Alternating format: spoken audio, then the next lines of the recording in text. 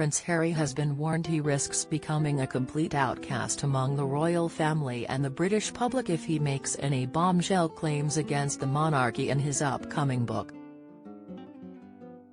The Duke of Sussex's memoir had been due for release in the coming weeks could reportedly be delayed by several months so he can add new chapters in which he will recount the funeral of his late grandmother, Queen Elizabeth II. Earlier this week, reports began circulating that royal aides have been holding talks over whether they can prevent Harry from publishing his book, with Buckingham Palace said to be deeply worried it may contain damaging revelations about the royal family. There have also been reports the Duke of Sussex is trying to negotiate for the memoir to be toned down following the death of the Queen and his apparent truce with older brother Prince William.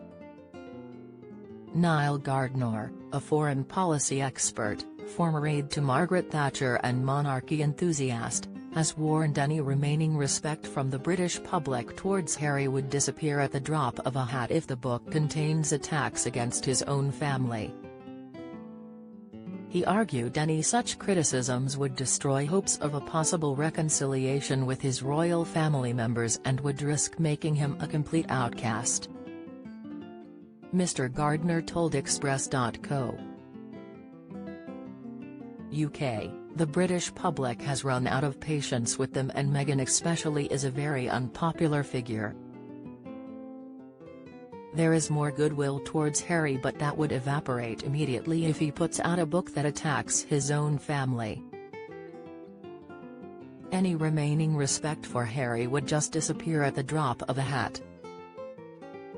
The release of a book with attacks against the royal family would end all hopes of reconciliation with the royals. It would burn bridges, it would be hugely destructive and Harry would be a complete outcast. The royal family enthusiast has urged the Duke of Sussex to do the right thing and withdraw his upcoming book from publication, particularly in the wake of the Queen's death. He warned the publication of a book that contains criticisms of the royal family would put Harry and Meghan at risk of being exiled from the UK.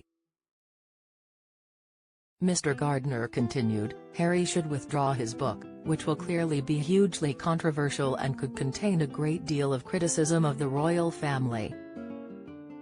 It is likely to be a very highly charged book and Harry should do the right thing and withdraw his book from publication, especially in the wake of the Queen's death, as that would be very disrespectful. Harry and Meghan run the risk of being exiled from the UK with any more attacks on the royal family. When the Duke of Sussex first announced details of the book last year, he said in a statement, "I'm writing this not as the prince I was born but as the man I have become. I've worn many hats over the years, both literally and figuratively, and my hope is that in telling my story, the highs and lows, the mistakes, the lessons learned, I can help show that no matter where we come from, we have more in common than we think. I'm deeply grateful for the opportunity to share what I've learned over the course of my life so far and excited for people to read a first-hand account of my life that's accurate and wholly truthful." Following the death of the Queen last month, Harry released a touching and emotional tribute in which he praised his late grandmother's unwavering grace and dignity as he remembered the special moments they had shared. The Duke of Sussex said, "In celebrating the life of my grandmother, Her Majesty the Queen, and in mourning her loss, we are all reminded of the guiding compass she was to so many in her commitment to service and duty. She was globally admired and respected. Her unwavering grace and dignity remained true throughout her life and now her everlasting legacy. Let us echo the words she spoke after the passing of her husband, Prince Philip, words which can bring comfort to all of us now. Life, of course, consists of final partings as well as first meetings." He continued, "Granny, while this final parting brings us great sadness, I am forever grateful for all of our first meetings, from my earliest childhood memories with you, to meeting you for the first time as my Commander-in-Chief, to the first moment you met my darling wife and hugged your beloved great-grandchildren. I cherish these times shared with you, and the many other special moments in between. You are already sorely missed, not just by us, but by the world over.